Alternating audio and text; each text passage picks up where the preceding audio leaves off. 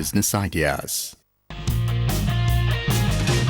हर दिए के तले अंधेरा होता है, हर रात के पीछे सवेरा होता है।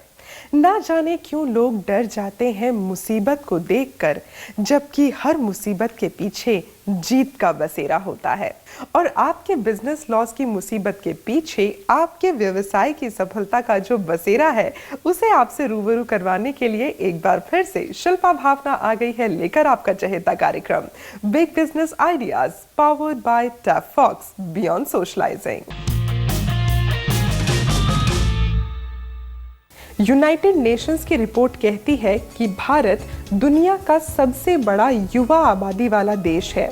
और ये भी सच है कि जिन विकासशील देशों में युवा जनसंख्या अधिक होती है, वहाँ की अर्थव्यवस्था तब तक सशक्त नहीं हो सकती जब तक उन युवाओं की शिक्षा, स्वास्थ्य और उनके अधिकारों की सुरक्षा पर निवेश ना हो।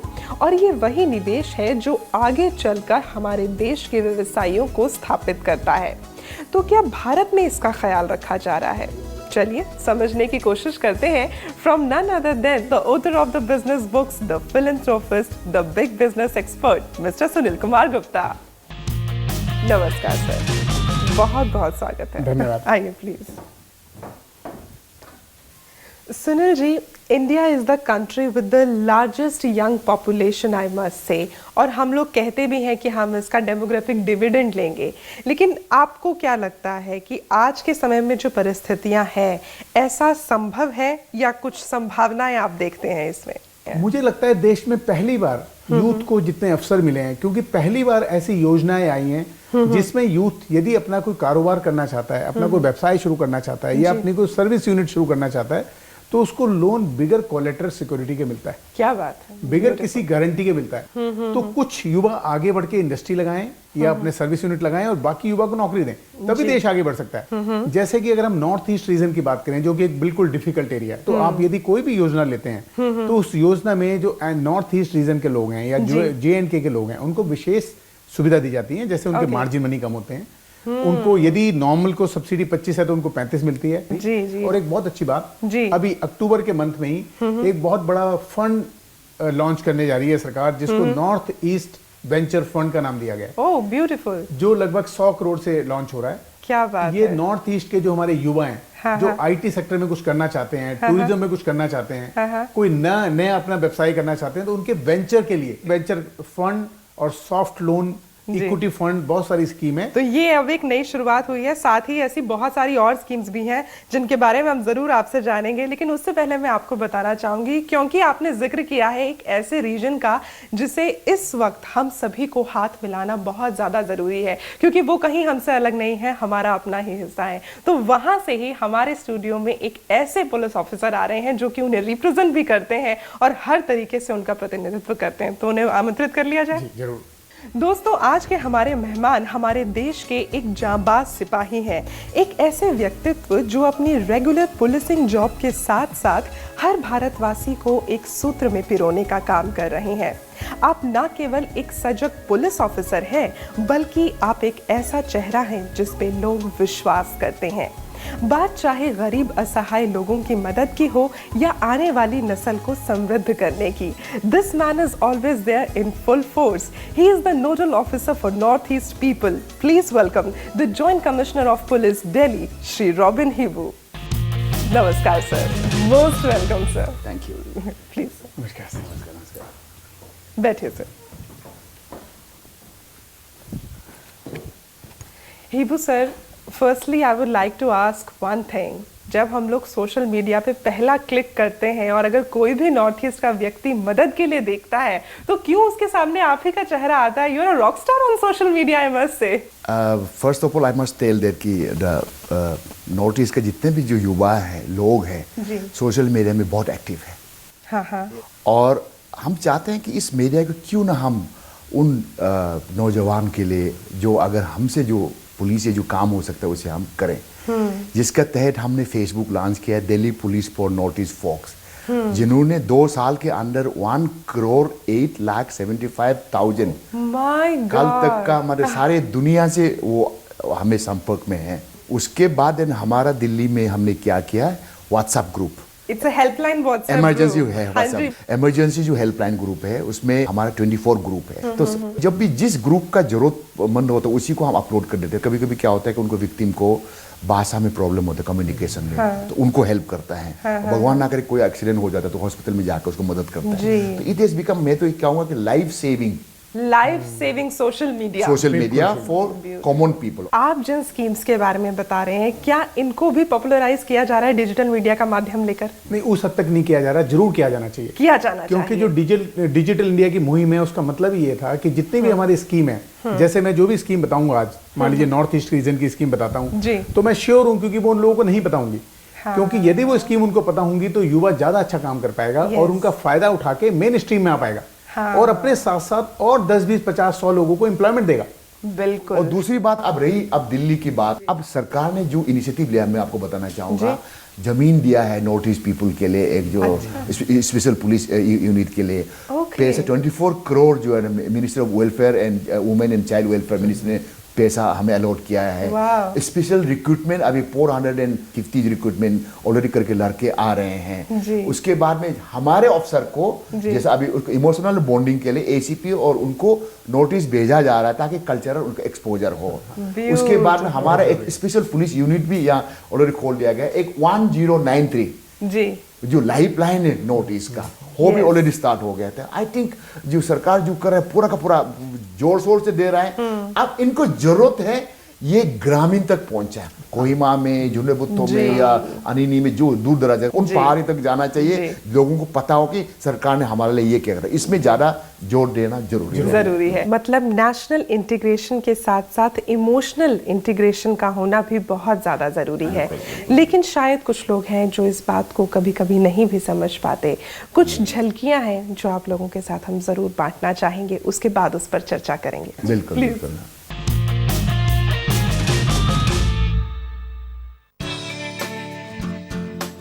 अरुणाचल प्रदेश, असम, मेघालय, मणिपुर, मिजोरम, नागालैंड, सिक्किम और त्रिपुरा भारत की माला के ये वो 8 मोती हैं जो हमारी देश की खूबसूरती में 4 चांद लगा रहे हैं। ये है हमारा नॉर्थ ईस्ट इंडिया।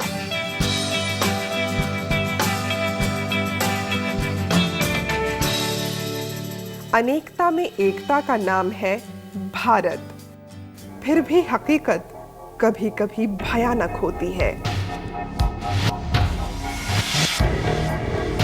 मेरा लड़का जो बिजनेसमैन भी नहीं था, नंबर 1, पॉलिटिशियन भी नहीं था, तो झगड़ा वगड़ा करता भी नहीं था। He was not like mature man, 19 years old. कुछ रीजन होता है आदमी को मारने के लिए। You are from North East, तो क्लियरली बोला है।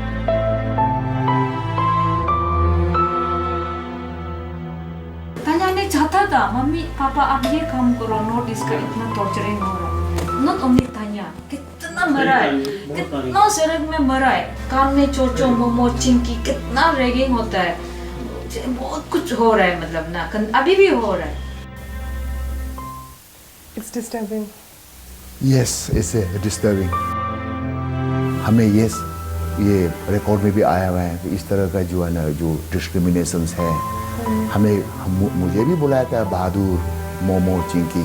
But one thing you must remember that हम जैसे भी लोग हैं हिंदुस्तान में, पगड़ी पहने हुए सरदार जी लोग हैं, लुंगी पहने वनाकम फ्रॉम तमिलनाडु है, धोती पहने हुए ताऊजी हरियाणा है। तो इस एकता और अनेकता को हम आपका थ्रू माध्यम से दिखाना चाहिए, ताकि जो भी जो कम्युनिकेशन गैप है, जो जानकारी नहीं है, उनको अगर हम दूरी करें तो ये हम जो अभी जो प्रॉब्लम फेस करें, मैं उम्मीद करता हूँ कि आगे में ये एकता, इस देश के एकता और अनेकता में मजबूतियाँ होंगे। अभी हमने क्या किया, हम लोग ने कि हमने देखा गया कि मोर देन 11 लाख में से 9 lakh more than unorganised sector में काम कर रही है, चाहे उस स्पा में हो, बीपीओ हो, मॉल में हो, कहीं भी हो। तो उनका पे इतना ज़्यादा नहीं है, तो इसीलिए हमने under social corporate social responsibility CSR initiative पे 51 हॉस्पिटल दिल्ली को हमने अप्रोच किया है, including Medanta, Gangaram, Fortis, max hospitals, BL Kapoor and जितना भी सारे टॉप हॉस्पिटल है। तो उन्होंने सबने CSR इनिशिएटिव के अंदर 20% से लेकर के 60% तक का जो नॉर्थ ईस्ट से जो दिल्ली में एनसीआर में काम कर रहे हैं, जो सरकारी मुलाजिम नहीं है, उनको कंसेशन दे करके, और मैं सबको बताता हूँ कौन कहता है कि दिल्ली वालों का पास दिल नहीं है, यही भाई है, मदद करने के लिए ये लोग तैयार हैं और उन लोग अवेल कर रहे हैं। सुनील जी देखिए, जब कोई विक्टिमाइज हो जाता है तो उनकी मदद करने के लिए आप जैसे लोग हैं, लेकिन वो विक्टिमाइजेशन हो ही ना, इसके लिए आपको क्या लगता है कि व्यवसाय एक बहुत बड़ा रोल अदा कर सकता है उन लोगों के लिए जो इन आपराधिक गतिविधियों में लगे हुए हैं? बिल्कुल कर सकता है। मुझे लगता है ये यूनिवर्सल ट्रूथ है कि जब भी युवा को यदि आप रोजगार नहीं देंगे तो वो कुछ ना कुछ बुराई की तरफ चला जाता है, लेकिन यदि उस युवा को, उसकी एनर्जी को आपने चैनलाइज कर दिया तो वो देश के तरक्की में बहुत बड़ा योगदान कर सकता है, बहुत बड़ा योगदान दे तो सकता है। इसीलिए मुझे लगता है कि ये जो समय आया है हमारे देश में, ये सबसे अच्छा समय है, क्योंकि बिजनेस अपॉर्चुनिटीज हर वर्ग के लिए सबसे ज्यादा पहली बार है। और सबसे बड़ी बात है, जैसे मैं आपको बता रहा था कि जैसे हमारी मुद्रा योजना है जी, उसमें 10 लाख तक का लोन मिलता है, जिसमें किसी थर्ड पार्टी की गारंटी की जरूरत ही नहीं है, कोई कोलेटरल सिक्योरिटी नहीं चाहिए, 2 लाख तक के लोन में कोई मार्जिन नहीं चाहिए यदि आप छोटा मोटा कोई काम करना चाहें। और अगर इससे थोड़ा ज्यादा करना चाहें, जैसे prime minister employment generation programme है, उसमें 25 लाख तक की प्रोजेक्ट कॉस्ट होती है मैन्युफैक्चरिंग के लिए, और सर्विस के लिए 10 लाख तक की होती है, जिसमें हमारे नॉर्थ ईस्ट और जो हमारी विमेन एंटरप्रेन्योर हैं या SC ST हैं, उन सभी वर्गों के लिए जो मार्जिन है कुल 5%। मार्जिन के अलावा जो आप पूरी प्रोजेक्ट में लगाते हैं, मान लीजिए आपने 10 लाख का प्रोजेक्ट लगाया और यदि आप ग्रामीण क्षेत्रों में है तो 3.5 लाख की सब्सिडी है जो आपको वापस नहीं करनी, जो गवर्नमेंट देती है। और अगर आप शहरी में है तो 25% की सब्सिडी है, मतलब 10 लाख में से आपको 2.5 लाख रुपए आपने लगाना, कुल 50,000 रुपए है जी, और 2.5 लाख या 3.5 लाख की सब्सिडी भी है। तो इसी प्रकार से जितनी भी योजनाएं हैं, उन सब योजना में north east, SC ST category, JNK और वीमेन एंटरप्रेन्योर, इन सब के लिए विशेष सुविधा रखी हुई है। एक और योजना है बहुत बड़ी जो MSME मिनिस्ट्री की है, 1 करोड़ तक का, जिसमें कोलेटरल सिक्योरिटी फ्री लोन मिलता है। उसमें भी नॉर्थ ईस्ट और JNK के लोग जो हैं उनके लिए विशेष सुविधा है, एक अपफ्रंट फीस लगती है उसमें, जो गारंटी के रूप में काम करती है, वो उनके लिए कुल 50% देनी होती है उन्हें। मतलब सरकार ना सिर्फ हमें सफलता का रास्ता दिखा रही है, बल्कि हाथ पकड़कर हमें उस पर चलना भी सिखा रही है। मैं बहुत अच्छा आपने आइडिया बताया, आपने जितना भी इनिशिएटिव, वेरी गुड, बहुत अच्छा है, एक नए शुरुआत है, बहुत अच्छा है, बहुत उम्मीदें हैं, स्टार्टअप ये।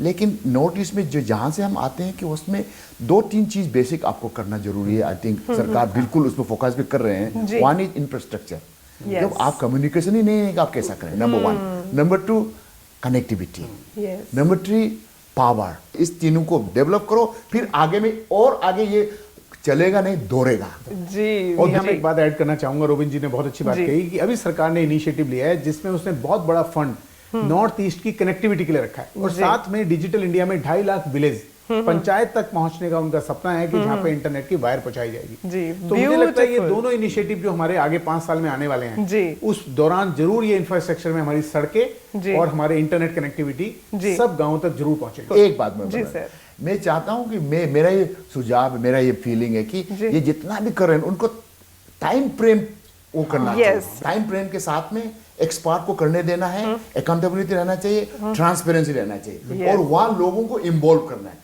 तब अब हमारे इस देश के हिस्सा जो है ना, कहते हैं कि आप बहनों को भी हम आगे ले जा सकते हैं।